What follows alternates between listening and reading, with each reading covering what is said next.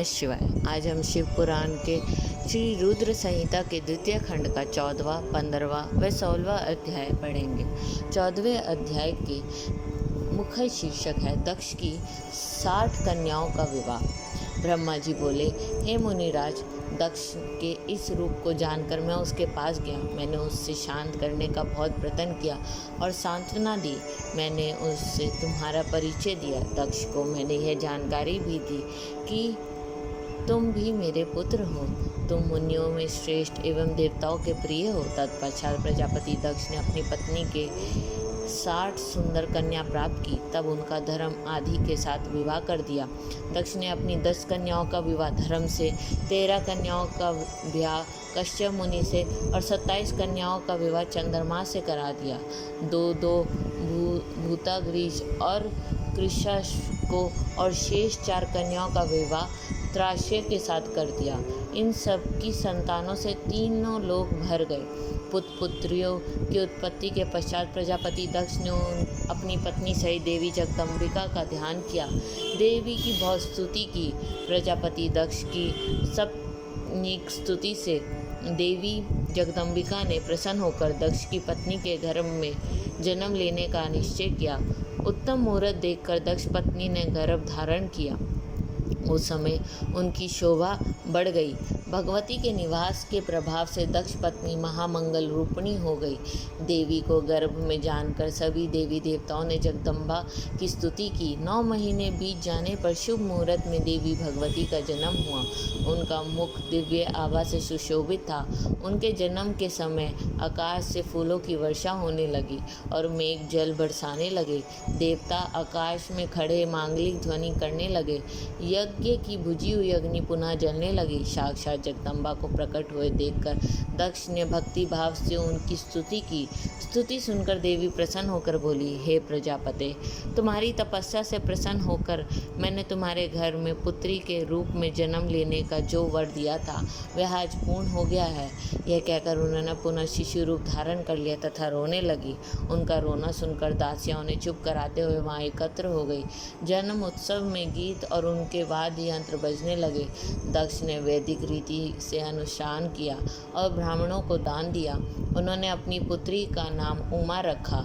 देवी उमा का पालन बहुत अच्छे तरीके से किया जा रहा था। वह बालकपन में बहुत सी लीलाएं करती थी। देवी उमा इस प्रकार बढ़ने लगी जैसे शुक्ल पक्ष में चंद्रमा की कला बढ़ती है। जब भी वह अपनी सखियों के साथ बैठती वह भगवान शिव की मूर्ति को ही चित्रित करती थी। वह सदा प्रभु शिव के भजन गाती थी, उन्हीं का स्मरण करती और भगवान शिव की भक्ति में ही लीन रहती। 15वां अध्याय सती की तपस्या। ब्रह्मा जी बोले, हे नारद, एक दिन मैं तुम्हें लेकर प्रजापति दक्ष के घर पहुंचा। वहां मैंने देवी सती को उनके पिता के पास बैठे देखा। मुझे देखकर दक्ष ने आसन से उठकर मुझे नमस्कार किया। तत्पश्चात सती ने भी प्रसन्नतापूर्वक मुझे नमस्कार किया। हम दोनों वहां आसन पर बैठ गए। तब मैंने देवी सती को आशीर्वाद देते हुए कहा, सती, जो केवल तुम्हें चाहते हैं और तुम्हारी ही कामना करते हैं, तुम भी मन में उन्हीं को सोचती हो और उसी के रूप का स्मरण करती हो। उन्हीं सर्वज्ञ जगदीश्वर महादेव को तुम पति रूप में प्राप्त करो। वे ही तुम्हारी योग्य हैं। कुछ देर बाद दक्ष से विदा लेकर मैं अपने धाम को चल दिया। दक्ष को मेरी बातें सुनकर बड़ा संतोष एवं प्रसन्नता हुई। मेरे कथन से उनकी सारी चिंताएं दूर हो गई। धीरे धीरे सती ने कौमार अवस्था पार कर ली और वे युवा अवस्था में प्रवेश कर गई। उनका रूप अत्यंत मनोहारी था। उनका मुख दिव्य तेज से शोभायमान था। देवी सती को देखकर प्रजापति दक्ष को उनके विवाह की चिंता होने लगी। तब पिता के मन की बात जानकर देवी सती ने महादेव को पति रूप में पाने की इच्छा अपनी माता को बताई। उन्होंने अपनी माता से भगवान शंकर को प्रसन्न करने के लिए तपस्या करने की आज्ञा मानी। उनकी माता ने आज्ञा देकर घर पर ही उनकी आराधना आरंभ कर दी। अश्विन मास में नंदा अर्थात प्रतिपदा, षष्ठी और एकादशी तिथियों में उन्होंने भक्तिपूर्वक भगवान शिव का पूजन कर उन्हें गुड़, भात और नमक का भोग लगाया व नमस्कार किया। इस प्रकार एक मास बीत गया। कार्तिक मास की चतुर्दशी को देवी सती ने मालपुआ और खीर से भगवान शिव को भोग लगाया और उनका निरंतर चिंतन करती रही। मार्गशीर्ष मास के कृष्ण पक्ष की अष्टमी को वे तिल, जौ और चावल से शिव जी की आराधना करती और घी का दीपक जलाती। पौष माह की शुक्ल पक्ष सप्तमी को पूरी रात जागरण कर सुबह खिचड़ी का भोग लगाती। माघ की पूर्णिमा को रात भर वे शिव आराधना में लीन रहती और सुबह नदी में स्नान कर गीले वस्त्रों में ही पुनः पूजा करने बैठ जाती थी। फाल्गुन मास के कृष्ण पक्ष की चतुर्दशी तिथि को जागरण कर शिव जी की विशेष पूजा की। उनका सारा समय शिव जी को समर्पित था। मैं अपने दिन रात शिव जी के स्मरण में ही बिताती थी। चैत्र मास के शुक्ल पक्ष की चतुर्दशी को वह डाक के फूलों और ध्वनों से भगवान शिव की पूजा करती।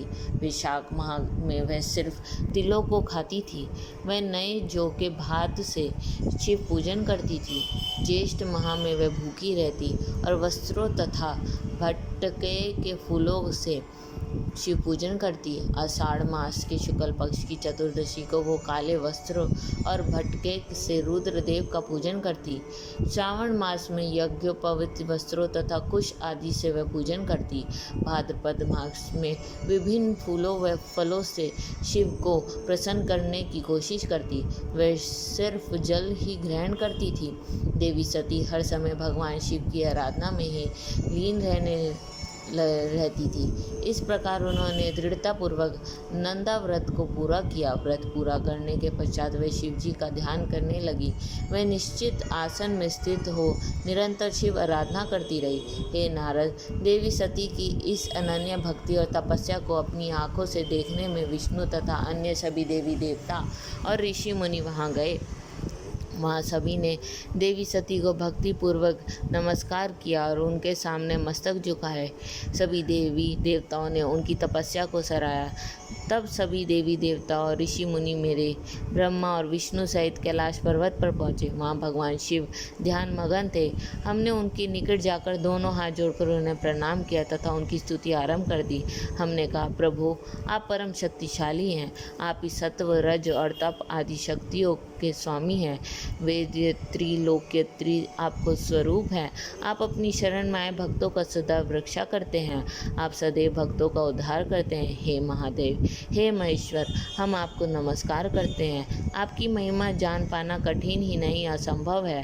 हम आपके सामने अपना मस्तक झुकाते हैं। ब्रह्मा जी बोले, नारद, इस प्रकार भगवान श्री शंकर की स्तुति करके सभी देवता मस्तक झुकाकर शिव जी के सामने चुपचाप खड़े हो गए। 16वां अध्याय, रुद्रदेव का सती से विवाह। ब्रह्मा जी बोले, श्री विष्णु सहित अनेक देवी देवताओं और ऋषि मुनियों द्वारा की गई स्तुति सुनकर सृष्टिकर्ता शिव जी ने प्रसन्नतापूर्वक हम सबके आगमन का कारण पूछा। रुद्रदेव बोले, हे हरे, हे देवताओं और महर्षियों, मुझे अपने कैलाश पर आगमन के विषय में बताइए। आप लोग यह किस लिए आए हैं और आपको कौन सा कार्य है, कृपया मुझे बताइए। मुने, महादेव जी के इस प्रकार पूछने पर भगवान विष्णु की आज्ञा से मैंने इस प्रकार निवेदन किया। मैं बोला, हे देवादिदेव महादेव, करुणा सागर, हम सब यहाँ आपकी सहायता मांगने के लिए आए हैं। भगवान, हम तीन होते हुए भी एक हैं। सृष्टि के चक्र को नियमित तथा सुचारू रूप से चलाने के लिए हम एक दूसरे के सहयोगी की तरह कार्य करते हैं। हम एक दूसरे के सहायक हैं। हम तीनों के परस्पर संयोग के फलस्वरूप ही जगत की सभी कार्य संपन्न होते हैं। महेश्वर, कुछ असुरों का वध आपके द्वारा, कुछ असुरों का वध मेरे द्वारा तथा कुछ असुरों का वध श्री हरि द्वारा निश्चित है। हे प्रभु, कुछ असुरों आपके वीर्य द्वारा उत्पन्न पुत्र के द्वारा नष्ट होंगे। हे भगवान, आप घोर असुरों का विनाश कर जगत को श्वास और अभय प्रदान करें। हे प्रभु, सृष्टि की रचना, पालन और संहार ये तीनों ही हमारे कार्य हैं। यदि हम अपने कार्य सही तरह से नहीं करें तो हमारे अलग अलग शरीर धारण करने का कोई उद्देश्य ही नहीं रहेगा। हे देव, एक ही परमात्मा महेश्वर 3 स्वरूपों के अभिव्यक्त हुए हैं। वास्तव में शिव स्वतंत्रता है। वे लीला के उद्देश्य से सृष्टि का कार्य करते हैं। भगवान विष्णु उनके बाएं अंग से प्रकट हुए हैं। मैं ब्रह्मा उनके दाएं अंग से प्रकट हुआ हूँ। रुद्रदेव उनके हृदय से प्रकट हुए हैं, इसलिए वे ही भगवान शिव का पूर्ण रूप हैं। उनकी आज्ञा के अनुसार मैं सृष्टि की रचना और विष्णु जी जगत का पालन करते हैं। हम अपना कार्य करते हुए विवाह कर समतनिक हो गए हैं, अतः आप भी विश्व हित के लिए परम सुंदरी को पत्नी के रूप में ग्रहण करें। हे महेश्वर, पूर्व काल में आपने शिव रूप में हमें यह बात कही थी। आपने कहा था, मेरा एक अवतार तुम्हारे ललाट से होगा जिसे रुद्र नाम से जाना जाएगा। तुम ब्रह्मा सृष्टिकर्ता होगे, भगवान विष्णु जगत का पालन करेंगे। मैं शिव सगुण रुद्र रूप संहार करने वाला होऊंगा। एक स्त्री के साथ विवाह करके लोक के कार्यों की सिद्धि करूंगा। हे महादेव, आपकी कही बात को पूरा कीजिए। हे प्रभु, आपके बिना हम दोनों अपना कार्य करने में समर्थ नहीं है, अतः प्रभु आप ऐसी स्त्री को पत्नी रूप में धारण करें जो कि लोक हित के कार्य कर सके। भगवान, जिस प्रकार लक्ष्मी, विष्णु और सरस्वती मेरी धर्मणी हैं, उसी प्रकार आप भी अपने जीवन साथी को स्वीकार कीजिए। मेरी यह बात सुनकर महादेव जी मुस्कुराने लगे और हमसे इस प्रकार बोले। उन्होंने कहा, हे ब्रह्मा, हे विष्णु, तुम मुझे सदा से अत्यंत प्रिय हो। तुम समस्त देवताओं में श्रेष्ठ तथा त्रिलोक के स्वामी हो, परंतु मेरे लिए विवाह करना उचित नहीं है। मैं सदैव तपस्या में लीन रहता हूँ। इस संसार में मैं सदा विरक्त रहता हूँ। मैं तो एक योगी हूँ जो सदैव निवृत्त के मार्ग पर चलता हूँ। घर गृहस्थी से भला मेरा क्या काम। मैं तो सदैव आत्मरूप हूँ जो माया से दूर है, जिसका शरीर अवधूत है, जो ज्ञानी आत्मा को जानने वाला और कामना से शून्य हो, भोगों से दूर रहता है, जो अविकारी है, भला उसे संसार में स्त्री से क्या प्रयोजन। मैं तो योग करते समय ही आनंद का अनुभव करता हूँ। जो मनुष्य ज्ञान से रहित है वह ही भोग को अधिक महत्व देते हैं। विवाह एक बहुत बड़ा बंधन है, इसलिए मैं विवाह के बंधनों में बंधना नहीं चाहता। आत्मा का चिंतन करने के कारण मेरे लौकिक स्वार्थ में कोई रुचि नहीं है। फिर भी जगत के हित के लिए तुमने जो कहा है मैं करूँगा। तुम्हारे कहे अनुसार मैं विवाह अवश्य ही करूँगा, क्योंकि मैं सदा अपने भक्तों के वश में रहता हूँ। परंतु मैं ऐसी स्त्री से विवाह करूँगा जो योगिनी तथा इच्छा अनुसार रूप धारण करने वाली हो। जब मैं योग साधना करूँ तो वह भी योगिनी हो जाए, और जब मैं कामासक्त हूँ तो वह कामनी बन जाए। ऐसी स्त्री हो मुझे पत्नी रूप में स्वीकार्य होगी। मैं सदैव शिव चिंतन में लगा रहता हूँ। जो स्त्री मेरे चिंतन में विघ्न डालेगी वह जीवित नहीं रह सकेगी।